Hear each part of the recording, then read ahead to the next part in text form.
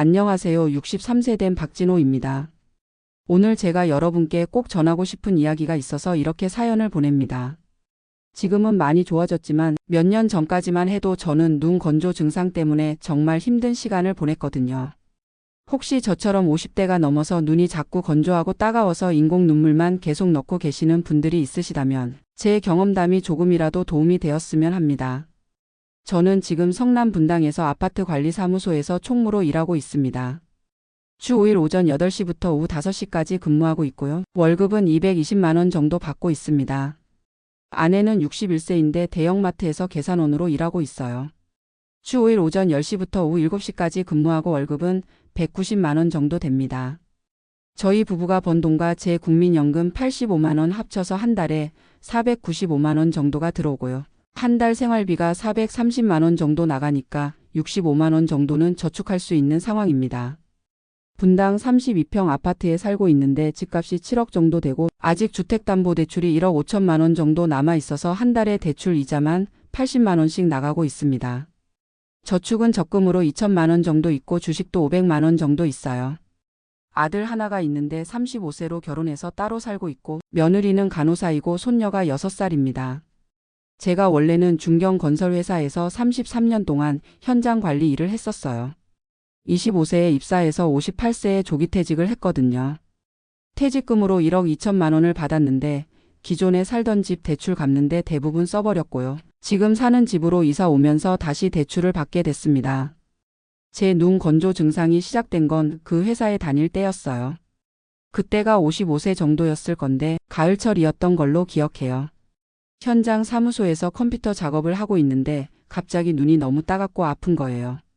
눈물이 주르륵 나오면서 시야가 흐려지고 도저히 일을 계속할 수가 없었습니다.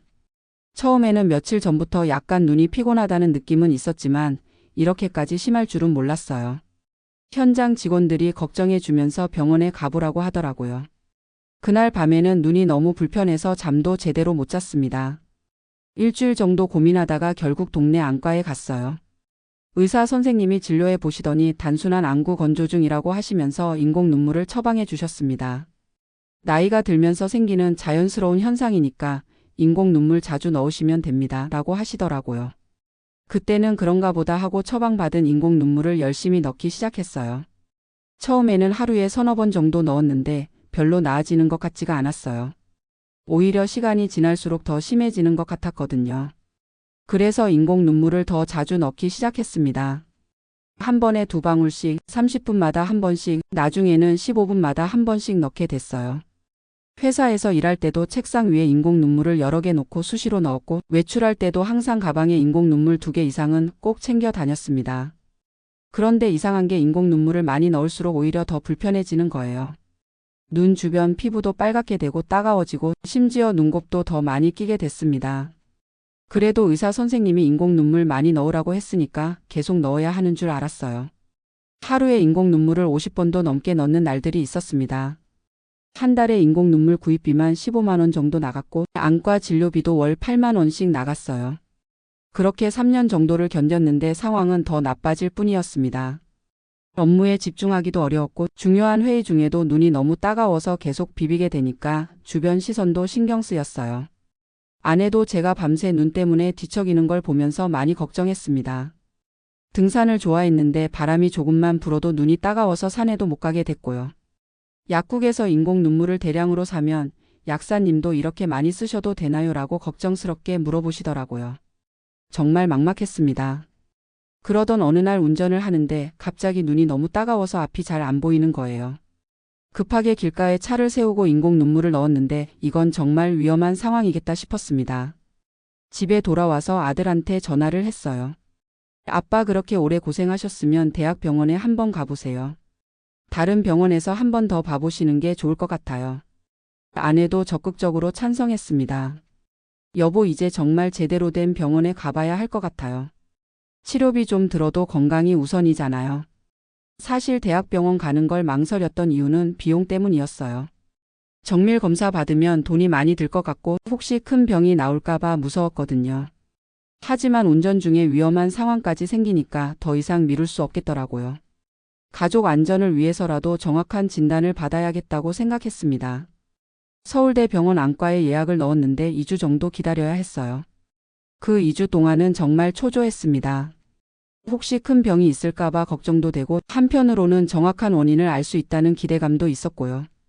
드디어 병원에 가서 정밀 검사를 받았습니다. 눈물 분비량 검사, 각막 표면 검사, 마이봄샘 기능 검사, 여러 가지 검사를 했어요. 검사 결과를 들을 때 정말 놀랐습니다.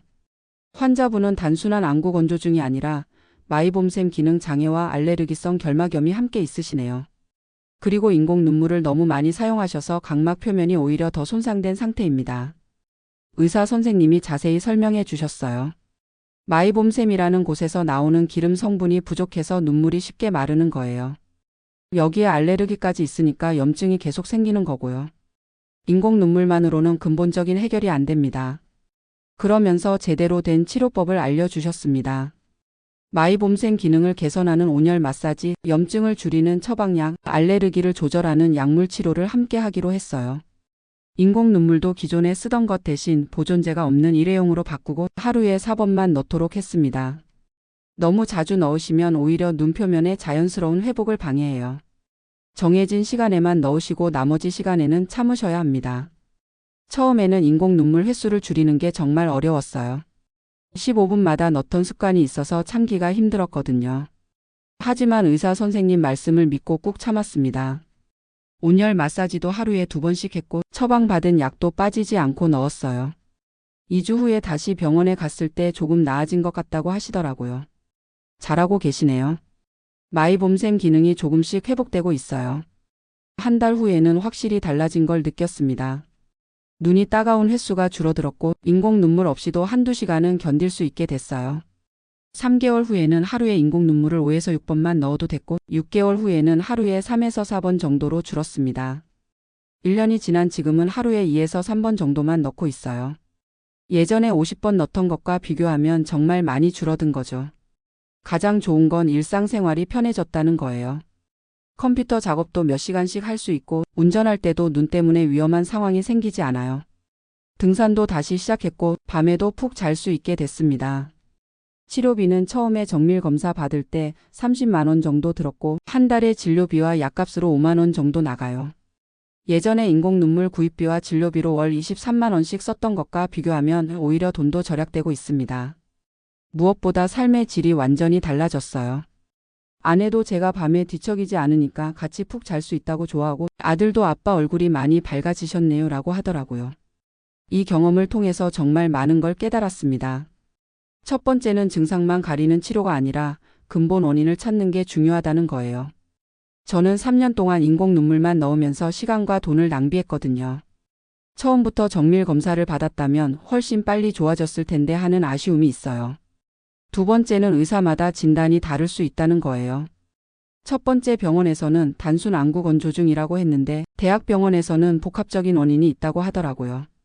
증상이 심하거나 치료 효과가 없으면 다른 병원에서 한 번 더 봐보는 게 필요한 것 같아요. 세 번째는 건강에 투자하는 걸 아끼면 안 된다는 거예요. 처음에는 대학병원 진료비가 부담스러웠는데 결과적으로는 더 경제적이었거든요. 그리고 무엇보다 건강한 일상을 되찾은 건 돈으로 계산할 수 없는 가치죠. 네 번째는 가족의 지지가 정말 중요하다는 거예요. 아내와 아들이 적극적으로 병원 가라고 권하지 않았다면 계속 망설였을 것 같아요. 건강 문제는 혼자서 해결하려고 하지 말고 가족과 상의하는 게 좋은 것 같습니다. 지금 제가 하고 있는 눈 관리법을 말씀드릴게요. 아침에 일어나서 따뜻한 물수건으로 눈 마사지를 5분 정도 하고 저녁에도 온열 마사지를 5분 정도 해요. 하루에 물을 2리터 정도 마시려고 노력하고 실내 습도도 50에서 60%로 유지하고 있습니다. 컴퓨터나 스마트폰을 볼 때는 50분 일하고 10분 쉬는 걸 지키려고 해요. 인공 눈물은 보존제가 없는 일회용으로 하루에 3번 정도만 넣고 있고 처방받은 염증 조절 약물은 빼먹지 않고 넣고 있어요. 한 달에 한 번씩은 안과에 가서 상태를 체크받고 있고요. 3개월에 한 번은 정밀 검사도 받고 있습니다. 혹시 저처럼 눈 건조 증상으로 고생하고 계신 분들이 있으시다면 몇 가지 말씀드리고 싶어요. 첫째, 인공 눈물만으로 해결하려고 하지 마세요. 인공 눈물은 임시 방편일 뿐이고 근본적인 치료가 필요합니다. 특히 하루에 10번 이상 넣고 있다면 반드시 정밀 검사를 받아보세요. 둘째, 나이 때문이라고 포기하지 마세요. 저도 처음에는 나이가 들면 어쩔 수 없는 거 아니야 라고 생각했는데 적절한 치료를 받으니까 충분히 좋아졌거든요. 나이가 들어서 생기는 증상이라고 해도 삶의 질을 포기할 필요는 없어요. 셋째, 여러 병원의 의견을 들어보세요. 첫 번째, 병원에서 단순하게 진단받았더라도 증상이 지속되거나 악화되면 다른 병원에 가보는 게 좋아요. 특히 대학병원이나 전문병원에서 정밀 검사를 받아보시길 권합니다. 넷째, 치료비를 아끼려고 하지 마세요.